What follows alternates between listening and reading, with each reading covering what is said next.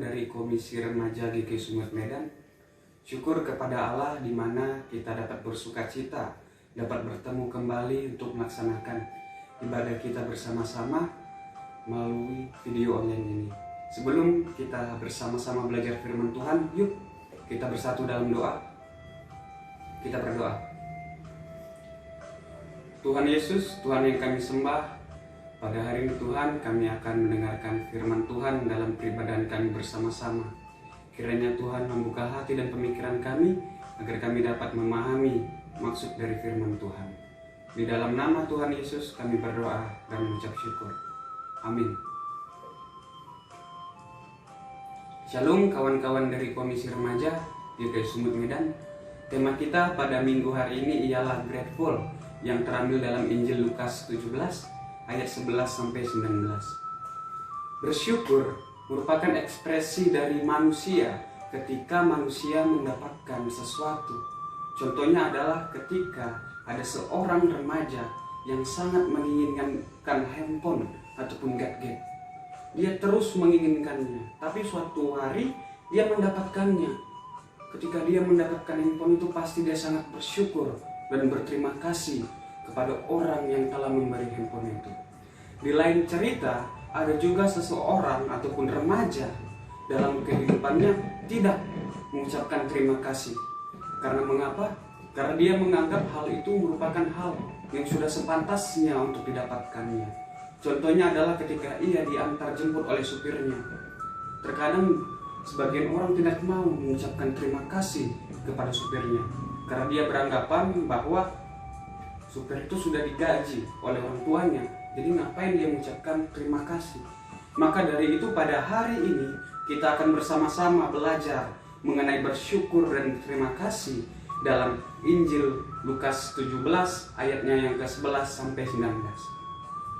Jadi kawan-kawan, pada waktu itu Tuhan Yesus sedang berjalan di dekat Samaria. Dan dia mendengar bahwasannya ada suara yang memanggil dia. Yesus, Guru, kasihanilah kami. Ternyata yang memanggil Tuhan Yesus itu adalah orang-orang yang sedang terkena sakit kusta.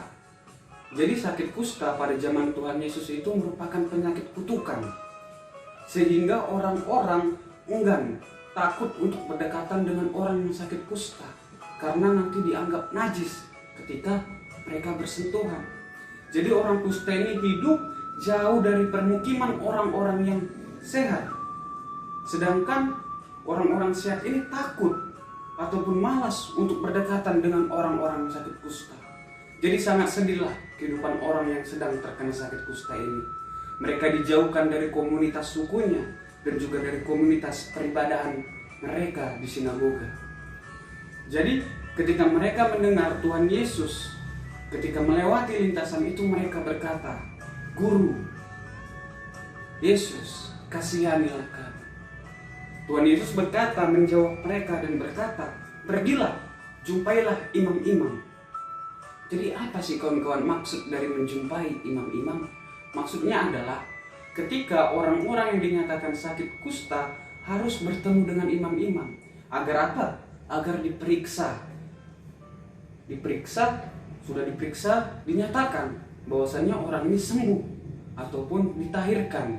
Lalu imam-imam tadilah yang menyerahkan kembali ke masyarakat ataupun ke dalam kehidupan keluarga mereka. Jadi kawan-kawan, ketika 10 orang kusta ini tadi pergi untuk menemui imam-imam, di tengah perjalanan mereka menyadari bahwasannya mereka telah sembuh dan sudah dipulihkan oleh Tuhan Yesus. Ketika mereka menyadari, salah satu dari mereka langsung pergi kembali mencari di mana keberadaan Tuhan Yesus. Dan bertemu dengan Tuhan Yesus, lalu dia bersujud dan bersyukur serta mengucapkan terima kasih kepada Tuhan Yesus bahwasannya ia sudah memperoleh kesembuhan. Sedangkan yang 9 orang tadi, mereka tidak kembali lagi untuk mengucap syukur kepada Tuhan. Siapakah orang yang kembali lagi untuk mengucap syukur kepada Tuhan Yesus? Ia adalah orang Samaria. Orang Samaria adalah orang yang tidak disukai oleh orang Yahudi, orang yang dibenci, dan hidupnya selalu diganggu. Tapi syukur kepada Allah, orang Samaria inilah orang yang mampu untuk berterima kasih dan mengucap syukur kepada Tuhan atas kesembuhan yang sudah diperolehnya. Sedangkan yang 9 orang tadi adalah orang-orang Yahudi. Mereka enggan untuk mengucapkan terima kasih kepada Tuhan Yesus karena mereka menganggapan bahwasannya mereka sudah patut dan sudah selayaknya untuk menerima kesembuhan itu. Jadi kawan-kawan, dalam kehidupan kita, manakah yang mau kita tiru?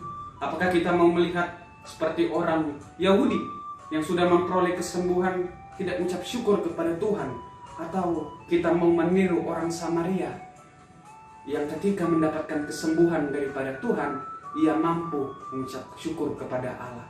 Di sini Tuhan tidak ada membedakan antara seorang Samaria dan orang Yahudi. Sama-sama mereka disembuhkan. Lalu dalam kehidupan kita saat ini, ketika kita sedang menghadapi wabah virus COVID-19 atau dikenal dengan Corona, apakah kita mampu untuk mengucap syukur di tengah-tengah keadaan yang seperti ini? Sebagai remaja-remaja terang, remaja-remajanya Tuhan Yesus, seharusnya kita mengucap syukur kepada Tuhan atas kondisi yang kita hadapi. Karena mengapa? Karena kita masih diberi kesempatan untuk belajar melalui via online, untuk beribadah saat ini melalui via online, dan melakukan aktivitas-aktivitas lainnya melalui media online. Dan juga Tuhan masih memberikan kita kesehatan, kekuatan dalam menghidupi kehidupan kita sehari-hari. Jadi sebagai remaja-remaja Tuhan Yesus Kristus, haruslah kita mengucap syukur senantiasa selalu. Baik ataupun tidak baik keadaannya, tetaplah percaya bahwasannya Tuhan Yesus selalu ada dan menuntun langkah kaki kita di dalam terangnya yang ajaib. Jadi kawan-kawan, mulai saat ini marilah kita belajar untuk mengucap syukur dalam segala hal. Meskipun sesuatu ataupun hadiah seperti yang kita ceritakan tadi ketika mendapatkan handphone, dia bersyukur kepada Tuhan juga kepada kita. Meskipun kita mendapatkan hal-hal yang sudah semestinya seperti seorang supir tadi, ucapkanlah terima kasih walaupun sudah diantar, karena itu akan menimbulkan sukacita. Apa salahnya kita mengucapkan terima kasih dan bersyukur atas jasa yang sudah kita peroleh? Tidak ada salahnya. Malah ketika kita mengucapkan terima kasih, orang yang kita ucapkan terima kasih tadi akan bersukacita. Sama seperti orang Samaria tadi, ketika ia mengucapkan terima kasih dan bersyukur kepada Tuhan Yesus bersukacita. Juga orang Samaria tadi bersukacita.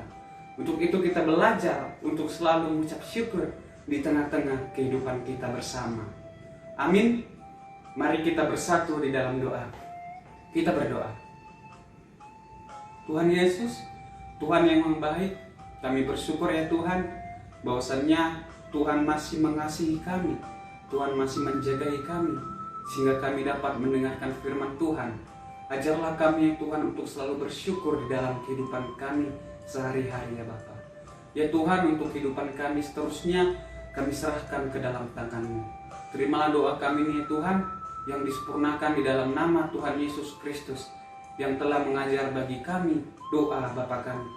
Bapa kami yang di surga, dikuduskanlah nama-Mu, datanglah kerajaan-Mu, jadilah kehendak-Mu di bumi seperti yang di surga. Berikanlah kami pada hari ini makanan kami yang secukupnya, dan ampunilah kami atas kesalahan kami, seperti kami juga mengampuni orang yang telah bersalah kepada kami. Dan janganlah bawa ke dalam pencobaan, tapi lepaskanlah daripada yang jahat. Karena Engkau yang punya kerajaan, dan kuasa, dan kemuliaan sampai selama-lamanya. Amin. Kita terima berkat dari Tuhan. Tuhan memberkati kita dan melindungi kita. Tuhan menyinari kita dengan wajah-Nya dan memberikan kita kasih karunia. Tuhan menghadapkan wajah-Nya kepada kita dan memberikan kita damai sejahtera. Amin.